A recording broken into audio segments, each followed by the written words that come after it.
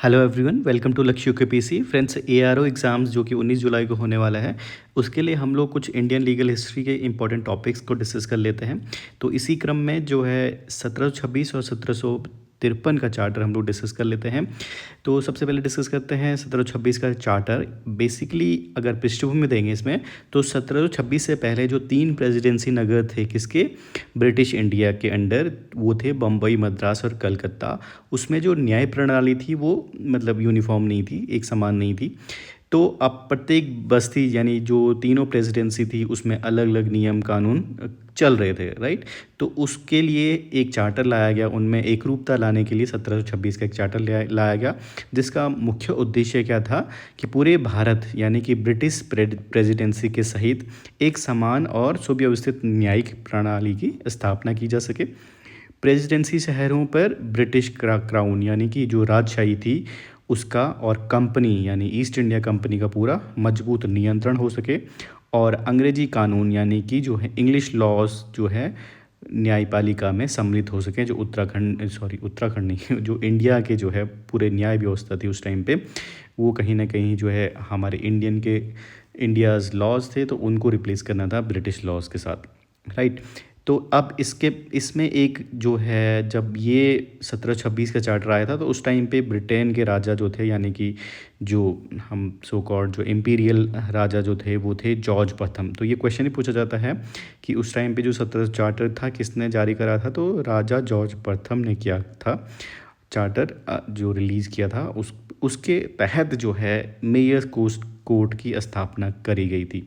कहाँ पे करी गई थी, तो तीनों की तीनों प्रेसिडेंसी जो इलाके थे बॉम्बे, मद्रास और कलकत्ता, ठीक है। तो यहाँ पे मेयर्स कोर्ट की स्थापना की गई थी। अब देख लेते हैं मेयर कोर्ट की संरचना, जो कंपोजिशन है। यहाँ से क्वेश्चन बनता है कि अब सदस्य संख्या कितनी होती थी मेयर कोर्ट में। एक मेयर होता था और 9 एल्डरमैन होते थे।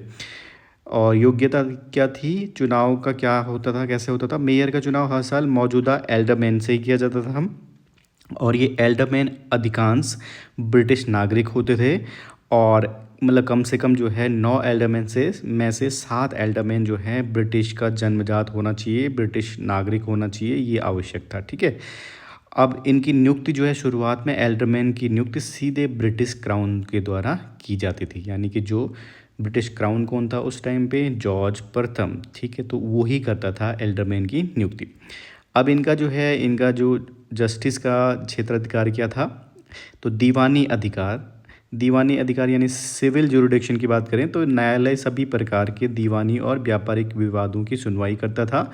इसे यूरोपीय नागरिकों और प्रेसिडेंसी में रहने वाले, व्यापार करने वाले भारतीय निवासियों के मामले में सुनवाई का भी अधिकार थे, यानी कि जो 3 प्रेसिडेंसी में भारतीय नागरिक थे उनके लिए भी जो है ये यानी कि न्याय करने का अधिकार था। किसको, दीवानी मामलों में मेयर कोर्ट को। फौजदारी मामले जिनको क्रिमिनल जुरिडिक्शन कहते हैं, ठीक है। मेयर्स कोर्ट के पास सामान्य आपराधिक मामलों को सुनने का अधिकार नहीं था, और आपराधिक मामलों के लिए कोर्ट ऑफ क्वार्टर सेशंस, ठीक है, ये हुआ करती थी अलग से संस्था जो थी। तो यानी कि जो दीवानी क्षेत्राधिकार था उसी में मेयर कोर्ट का हस्तक्षेप था, राइट। अपीली प्रक्रिया की बात करें तो जो बेसिकली उस टाइम पे अगर मेयर कोर्ट सबसे पहले मेयर कोर्ट के पास जाते थे, उसके बाद जो है गवर्नर उसकी काउंसिल के पास जाते थे, उसके बाद किंग इन काउंसिल यानी प्रिवी काउंसिल के पास जाते थे। और प्रिवी काउंसिल को कहाँ होती थी, वो इंग्लैंड में ही होती थी, राइट। तो ये एक विशेष जो है इम्पोर्टेंट यहाँ पे नोट है, मेयर कोर्ट के फैसले के खिलाफ किंग इन काउंसिल में अपील तभी की जा सकती थी जब विवादित संपत्ति या उसका मूल्य जो है 1000 पैगोडा से अधिक हो। यानी कि अगर संपत्ति की बात हो रही है, ठीक है, कोई दीवानी केस है जो कि 1000 पैगोडा से ज़्यादा का कीमत का है, तो मूल्य का मामला जो डिस्प्यूट है, तो उसके लिए सीधा सीधा जो है प्रिवी काउंसिल यानी किंग काउंसिल में जा सकते थे, ठीक है। तो इससे कम जो है मेयर कोर्ट और गवर्नर काउंसिल में लड़ा जाता था केस। नेक्स्ट चार्टर जो है 1753 का चार्टर आता है। अब इसको जो है यानी कि जो विसंगतियां थी 1726 के चार्टर में, उसके लिए इसको जो है उसको और शक्तिशाली बनाने के लिए इस चार्टर को लाया गया, 1753 का चार्टर लाया गया। और इसमें क्या था कि गवर्नर और काउंसिल का बढ़ावा नियंत्रण, यानी कि उनको जो है और ज़्यादा शक्ति दे दी गई थी। मेयर कोड को पूरी तरह से गवर्नर और उसकी काउंसिल के अधीन कर दिया गया, जिससे न्यायपालिका स्वतंत्रता कमज़ोर होगी। अब इससे क्या होगी, न्यायपालिका की स्वतंत्रता जो है कमज़ोर हुई, ऐसा बता रहे हैं 1753 के चार्टर के अकॉर्डिंग। नियुक्ति का अधिकार जो है कोर्ट के अधिकारियों की नियुक्ति और उनकी अंतिम स्वीकृति में गवर्नर और काउंसिल को व्यापक शक्तियां दी गई। तो अब नियुक्ति यानी कि जो बेसिकली चार्टर 26 का था, उसमें मेयर्स की नियुक्ति हो या फिर एल्डरमैन की नियुक्ति का अधिकार जो है इसमें जो है गवर्नर और उसके काउंसिल को दे दिया गया। भारतीय क्षेत्रों पर की क्षेत्राधिकार की सीमा, मेयर कोर्ट को भारतीयों के आपसी मामलों में तब तक सुनवाई का अधिकार नहीं था जब तक कि दोनों पक्ष स्वेच्छा से इसके लिए सहमत ना हो। तो अब ये है, इसमें जो है ये स्वतंत्रता दे दी गई, ठीक है, कि जब तक इच्छा ना हो तब तक जो है भारतीयों को इसमें शामिल नहीं किया जाएगा। गवर्नर काउंसिल की संरचना और कार्य, जो गवर्नर की काउंसिल थी उसका कंपोजिशन देख लेते हैं। उसमें जो था एक गवर्नर हुआ करता था और 5 काउंसलर्स होते थे, जिनको हिंदी में पार्षद कहते हैं। इनकी पात्रता क्या थी, केवल ईस्ट इंडिया कंपनी के वरिष्ठ सेवक ही इसके पात्र थे, ठीक है, चाहे गवर्नर हो या काउंसलर्स हो। इनकी नियुक्ति कंपनी के कोर्ट ऑफ डायरेक्टर के द्वारा की जाती थी, जो COD आपको पता होगा पिट्स ऑफ इंडिया एक्ट में था। तो ये कोर्ट ऑफ डायरेक्टर जो है इसकी नियुक्ति करते थे।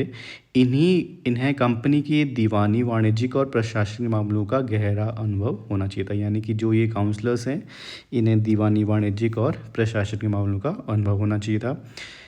मुख्य कार्य क्या थे इनके, गवर्नर को प्रशासनिक कार्यों में सहायता देना, गवर्नर के साथ मिलकर काउंसिल की बैठकें आयोजित करना और मेयर्स को कोर्ट आने वाले अपीली मामलों की सुनवाई करना। यानी कि ये सारे के सारे जो चाहे एल्डरमैन हो चाहे काउंसलर्स हों, ये गवर्नर को सहायता करते थे प्रशासनिक मामलों में और अन्य मामलों में, ठीक है। नेक्स्ट थर्ड जो है कोर्ट का जो ऑर्डर में थर्ड जो न्यायालय है वो प्रिवी काउंसिल है। और ये इसका जो है आपको बता दिए, ये अपेक्स, जैसे आज की डेट में सुप्रीम कोर्ट है, तो ये अपेक्स वहाँ पे ब्रिटिश रूल के अंदर जो अपेक्स बॉडी थी जुडिशरी की, तो ये यहाँ कहाँ पे रहती थी, ये आपकी इंग्लैंड में ही काम करती थी। तो बेसिकली इसका जो है जुडिशियल कमेटी एक्ट के तहत गठन हुआ था, सर्वोच्च अपीलीय न्यायालय के रूप में इसे बनाया गया था, ठीक है। और आधिकारिक संरचना, इसके कंपोजिशन अगर देखें तो इसमें एक चांसलर होता था, एक पूर्व चांसलर होता था, एक लॉर्ड्स ऑफ अपील होता था, एक न्यायाधीश जो प्रिवी काउंसिल के आधिकारिक सदस्य होते थे, और एक जो है ब्रिटिश क्राउन द्वारा नियुक्त किए गए वरिष्ठ एवं प्रतिष्ठित प्रिवी काउंसलर्स। तो ये 5 लोग होते थे इसमें प्रिवी काउंसिल में, ठीक है, जिसके हेड होते थे आपके क्राउन हेड, यानी कि प्रिंस, जो जॉर्ज प्रथम, ठीक है, सम्राट।